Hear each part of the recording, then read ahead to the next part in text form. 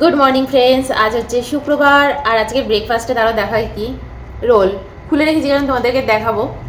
Sauce দিয়েছি, গোলমরিচ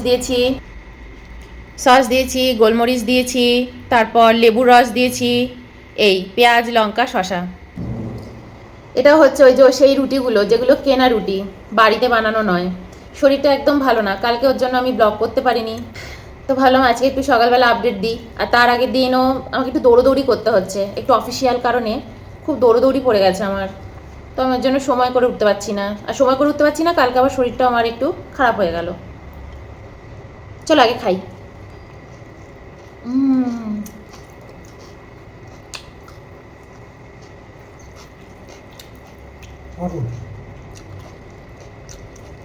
সবচেয়ে বড় কথা, ঘরের চটজলদি বানানো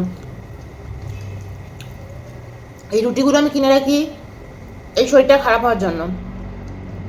আটা মাখো রুটি করো, কে করবে? আর সকালের দিকে মুড়ি টুড়ি এখন ইচ্ছা করছে না, এখন মনে হচ্ছে একটু ভারী কিছু খাই।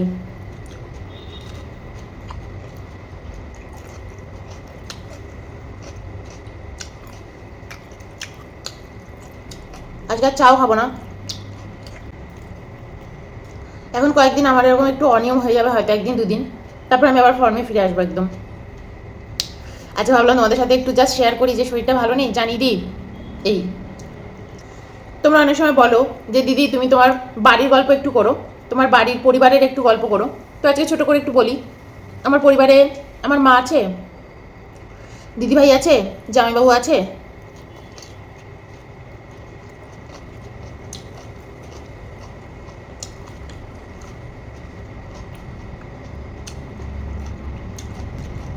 আমার দিদি আমার থেকে 7-8 বছরের বড়।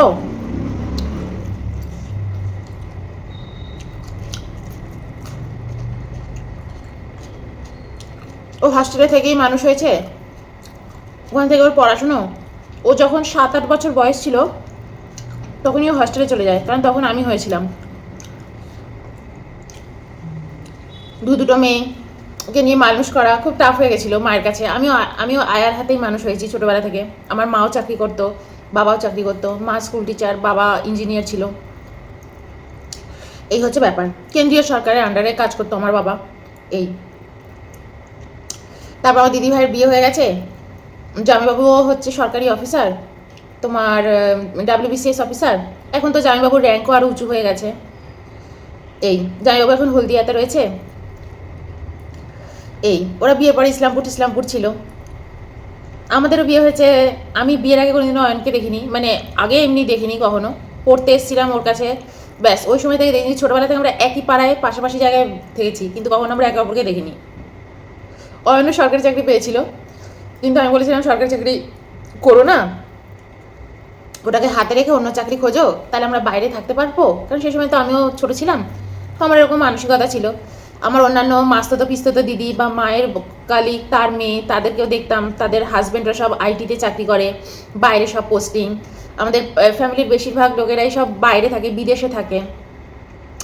তাহলে ঠিক আছে বিদেশে না যাই, কিন্তু স্বদেশের মধ্যেও যেন আমরা এই স্টেট ওই স্টেট একটু ঘুরে বেড়াতে পারি, এরকম তখন ভাবতাম। তো এই জন্য অয়নকে বলেছিলাম, আর অয়ন চাকরিও পেয়ে গেছিলো। তারপর আমরা পন্ডিচেরিতে চলে যাই, তারপর পন্ডিচেরিতে 1-1.5 বছর থাকি, তারপর এখানে চলে আসি। এই অয়নও কিন্তু সরকারি চাকরি পেয়েছিল, কিন্তু কখনো করেনি, জয়েনই করেনি।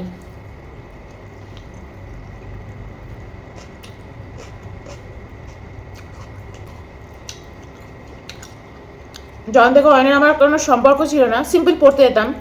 আমরা তো উঁচু ব্যাচের ছিলাম, 11-12 পড়তাম। আমাদের কোচিং ছিল, অয়ন কোচিং করে পড়াতো। আমরা পড়তাম হচ্ছে তোমার 4 জন মিলে পড়তাম অয়নের কাছে, 3 জন পড়তাম। আমি পড়তাম সিদ্ধার্থ স্বপ্না, এরকম পড়তাম।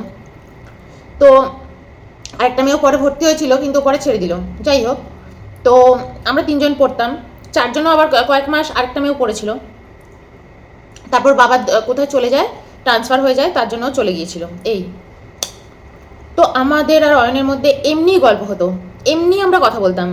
যে আমি বলতাম আমার বিয়ে করার কোনো ইচ্ছে নেই, আমার অন্য কিছু করার ইচ্ছা আছে, চাকরি বাকরি করার ইচ্ছা আছে, এই এরকম বলতাম। আর বিয়ে করলে আমি কখনোই শ্বশুরবাড়িতে থাকবো না, এইসব বলতাম ঠলতাম। তারপর আবার অয়নকে যখন আমরা জিজ্ঞেস করতাম যে অয়নদা আপনি কি করবেন বলুন, তো অয়নও বলতো যে আমি কখনো বিয়ে ঠিয়ে তো করবো না, কিন্তু আমি চাকরি বাকরি করতে হলেও বাইরে চলে যাব, আলাদাই থাকবো, কারণ এটা তো জয়েন্ট ফ্যামিলি, সবাই একসাথেই থাকে, সবাই একসাথে ইয়ে করে, কিন্তু এরপর আর কেউ একসাথে থাকবে না।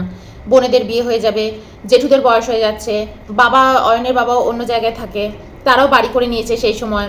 কিন্তু অয়ন কিন্তু জেঠির কাছেই মানুষ হয়েছে, জেঠির কাছেই থেকেছে, কারণ যেহেতু ওই বাড়িতেই দাদু ঠাকুমা থাকতো, আর অয়ন যেহেতু ছেলে আর অন্যান্যরা সব নাতনি, তো দাদুর খুব মনে হতো আমার বড় নাতি আমার কাছেই থাকবে। তাই অয়নের মা বাবা যখন ছেড়ে চলে যায়, মানে অন্য জায়গায় চলে যায় তারা, অয়ন কিন্তু দাদু ঠাকুমার কাছেই থেকেছে, জেঠুর কাছেই থেকেছে। জেঠুও বলেছে ও এখানেই থাকুক, পড়াশুনো এখানেই হবে, স্কুল কলেজ আমার এখানে সামনে, এই তার জন্য অয়ন কিন্তু মানে জেঠুর কাছেই মানুষ হয়েছে। আর এই হচ্ছে আমার গল্প, কিছু কিছু জিনিস বললাম। তো অয়নও বলতো যে আমি এরকম জয়েন্ট ফ্যামিলিতে থাকবো না, চাকরি বাকরি করবো, বাইরে থাকবো, দূরে কোথাও থাকবো, বাড়ি টাড়ি ভাড়া নিয়ে নিজের মতন করে থাকবো, আর যখন আমার একটু পয়সা কড়ি হয়ে যাবে তখন আমি একটা ফ্ল্যাট কিনবো, নিজের মতন করে নিজে থাকবো, এইসবই ও বলতো, আর কিছু বলতো না। আর যদি জীবনে চাকরি বাকরি কোনো কিছুই না জোটে, তাহলে তো চিলেকোঠা আমার রইলই, জেঠুদের বাড়ির চিলেকোঠা, মানে ওই বাড়ির চিলেকোঠা। এই তো আমাদের সাথে আগে কোনো রিলেশনও ছিল না, কিছুই ছিল না, আমরা দুজনেই ভেবেছিলাম বিয়ে টিয়ে করবো না, তারপর আমরা বিয়ে করে ফেলেছি। বিয়ে করেছি অনেক পরে। অয়নের কাছে তো প্রথমে আমি ভর্তি হচ্ছিলাম না পড়ার জন্য, আমি অন্য একটা জায়গায় পড়ার জন্য ভর্তি হয়ে যাচ্ছিলাম। তো আমার এক বন্ধু ছিল, সে মনে মনে আমাকে খুব ভালোবাসতো, সেই তখন আমাকে বলেছিল হয় না স্কুলে একসাথে পড়ি, ও আমাকে মনে মনে চায়, এরকম হয় না। তো ও আমাকে বললো যে তুই চল আমার সাথে অয়নদার কাছে পড়বি, আমরা একসাথে পড়বো। ঠিক আছে, তখনই আমি অয়নের কাছে এসে ভর্তি হয়েছি, আদারওয়াইজ আমাদের কখনোই ভর্তি হওয়া হতো না। আর ওদের বাড়িতে একটা পুজো হয়েছিল, ওদের বাড়িতে সত্যনারায়ণের পুজো হয়েছিল, সেই সময় ওরা অনেককে মানে সবাইকে ইনভাইট করেছিল, অয়নকেও ইনভাইট করেছিল আর আমাকেও ইনভাইট করেছিল, ওর মাকে দেখাবে বলে আমাকে, যে ও আমাকে পছন্দ করে, মানে ওই ছেলেটা, আমার ওই বন্ধুটা। কিন্তু সেই সময় আমি ওকে মানে ইয়ে করিনি, আমি সেটা আমি জানতামও না। ও বলেছিল যে আমার মাকে দেখাবো যে ও আমাকে পছন্দ করে, তো সেটা ও নিজে নিজেই ভেবেছে, নিজে নিজেই করেছে, ওর মাকে দেখিয়েছে। কিন্তু সেই পুজোতে গিয়ে আমার আর অয়নের প্রথম দেখা হয়েছিল। আমাকে ও জিজ্ঞেস করেছিল তোমার নাম এই, যে হ্যাঁ, তুমি কি ওর বান্ধবী? আমি বললাম হ্যাঁ, কিন্তু সবাইকে বলে রেখেছে আমি হচ্ছি ওর প্রেমিকা, এরকম ও বলে রেখেছিল। তো যাই হোক, তারপর ওর সোর্সেই আমি অয়নের কাছে ভর্তি হই, কারণ আমি প্রথমে অয়নকে যখন দেখেছিলাম ওদের বাড়িতে, দেখলাম বেশ শান্তশিষ্ট, বেশি ঘাটাবে না, সিম্পল পড়াশুনো করাবে, যেটা জিজ্ঞেস করবো বলে দেবে, পাড়ার দাদা, মানে দাদার টাইপের, মানে কোনো প্রবলেম হবে না। তো মাকে এসে যখন বললাম যে মা আমি যার কাছে ভর্তি হওয়ার জন্য তুমি বলছো, ইংলিশটা দেখানোর জন্য, তার কাছে ভর্তি না হয়ে যদি আমি ওর কাছে ভর্তি হই, অয়ন নামে একজন, চলবে? তারপর মা যখন ওর ঠিকানা আর অ্যাড্রেস সব কিছু জানলো, তাহলে দেখলো আরে ওর অয়নের জেঠু মা সবাই তো সবাইকে চেনে, একে অপরকে চেনে। মা বলছে হ্যাঁ হ্যাঁ ও তো এর ভাইপো, আমি তোকে খুব ভালো চিনি, ওদের বাড়ি কত ভালো পরিবার ওরা। তো মা তখন এক এসেই রাজি হয়ে গেছে। মা আবার এলো সন্ধেবেলায়, এসে ওদের সাথে কথা টথা বলে আমি ওখানে ভর্তি হয়ে গেলাম অয়নের কাছে পড়তে। তো এইভাবেই কিন্তু আমাদের জানা পরিচয়। তারপর অয়নের কাছে আমি 2 বছর পড়েছি। এবার ওই ছেলেটাও পড়েছে, এবার ওই ছেলেটা আবার আমাকে এসে বলেছে জানিস আমার মায়ের না তোকে খুব পছন্দ হয়েছে। তখন আমি খুব রাগারাগি করেছি, আমি যে তোর সাথে আমার সেই সম্পর্কই নয়। নেক্সট দিন যদি আমি কোনোদিনও শুনেছি না তুই আমার সাথে প্রেম করবি বা এই করবি এরকম কিছু বলেছিস, আর তখন কিন্তু অলরেডি আমি 6-7 মাস পড়ে নিয়েছি অয়নের কাছে। ও আমার খুব ভালো বন্ধু ছিল, ওর সাথে গঙ্গার পাড়ে ঘুরতে যাওয়া, ওর সাথে আমরা এক স্কুলে এক ক্লাসে এক ঘরে, মানে আমাদের তো একসাথেই পড়াশুনো হতো ওই ছেলেটা আর আমি।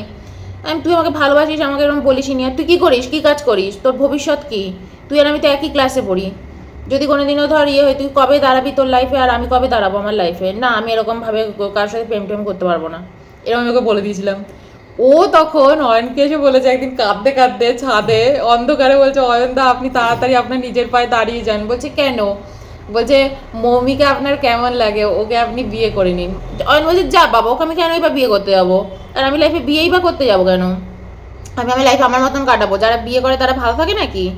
বিয়ে করলে সবসময় বউয়ের কথায় চলতে হয়, আর নাহলে বউকে স্বামীর কথায় চলতে হয়। আমি কারোর কথা আমরা চলতে চাই না। জীবনে চাকরি বাকরি করবো, নিজের পায়ে দাঁড়াবো, স্বাধীনভাবে বাঁচবো, জীবন তো একটাই। ছেলেটা বলছে না আসলে আমি তো ওকে খুব পছন্দ করি, কিন্তু আমাকে বলে দিয়েছে আমাকে বিয়ে করবে না, কারণ আমি নিজের পায়ে দাঁড়াতে কবে পারবো কেউ জানে না, তাই। তো ওই প্রথম অয়নকে বলেছে এই কথা, যে আপনি তাড়াতাড়ি নিজের পায়ে দাঁড়িয়ে যান আর ওকে মৌমিকে বিয়ে করে নিন। এটা ছিল অয়নের দিক দিয়ে। আমার দিক দিয়ে এরকম কিছু ছিল না। আমার দিক দিয়ে আমি আমার ওই যে আরেক বান্ধবী আমার সাথে পড়তে আসতো, তাকে আমি একদিন জাস্ট এমনি বলেছি যে জানিস এরকম ও আমার কাছে ও অয়ন আবার আমাকে বলেছে যে এইসব কথা বলছো কিছু কি তুমি জানো, বা এইসব কি চলছে তোমাদের মধ্যে, আমাকেও এর মধ্যে জড়াচ্ছ। আমার যদি জেঠু জানতে পারে আমার তো টিউশনিটাও জেঠু বন্ধ করিয়ে দেবে এইসব চললে। এবার আমি তখন আমার ওই বান্ধবীটাকে বলেছি, আমরা তো 3জন পড়তাম, আমি আমার বান্ধবী আর ওই ছেলেটা, আমি কারোর নাম এখন আমি বলতে চাই না। তো তখন ওই বান্ধবীটা আমাকে বলছে যে তো কে বলেছে, ও বলেছে অয়নদার সাথে তোর বিয়ের কথা। আমি বলেছি হ্যাঁ আমাকে এরকম বলেছে। বলেছে কি যে ওকে বলে দিস এসব ফালতু কথা বলতে না, অয়নদা যদি তোর মতন মেয়েকে বিয়ে করে না, তোকে যদি বিয়ে করে তাহলে আমি একটা না, আমার নামে একটা ডগ পুষবি, ডগ। আমি না বলছি যাব বাবা, আমি তো ভালো কথাই বলছি বা একটা দরকারি কথা বলছি, ও আমাকে এরকম বলছে কেন, আমি বলছি, ফালতু কথা কম বল। অয়ন জানিস আমাকে খুব লাইক করে, অয়নদা আমাকে লাইক করে, এরকম আমি ওই মেয়েটাকে বলেছি। বলছে অয়নদা তোকে কোনোদিনও লাইক করবে না, অয়নদা জানিস কোন মাপের লোক, কোনোদিনও কোনো মেয়ের দিকে চোখ তুলে তাকায় না, কোনোদিনও ইয়ে করে না, এত বড় বড় সব স্টুডেন্টরা আমরা পড়ি, আর তোকে বিয়ে করে নেবে আর তোর সাথে প্রেম করবে, যেখান থেকে অয়নদা কোনোদিনও কলেজ লাইফে প্রেম করলো না, স্কুল লাইফে প্রেম করলো না। তখন আমার এত খারাপ লেগেছে। এবার অয়নও শুনেছে আমার ওই বন্ধুটার থেকে যে বিয়ে করার প্রস্তাব, এদিকে আমিও শুনেছি আমার ওই বান্ধবীটার থেকে যে এরকম আমাকে বললো। তখন আমি ভাবলাম যে ঠিক আছে দাঁড়া, অয়নদাকে দিয়ে আমাকে প্রপোজ করিয়ে তোকে জানাবো, মানে এটা আমার একটা চ্যালেঞ্জের মতন হয়ে গেছিলো তখন। তারপরেই আমি ভেবেছি মনে মনে যে এমন কিছু আমাকে করতে হবে যাতে অয়ন যেন আমাকে প্রপোজ করে। তো ব্যাস আজকে এইটুকুই থাক। তারপর কিভাবে প্রপোজ হলো কি হলো সে বিশাল বড় ঘটনা, তো সেটা আবার অন্য একদিন। আজকে এইটুকুই।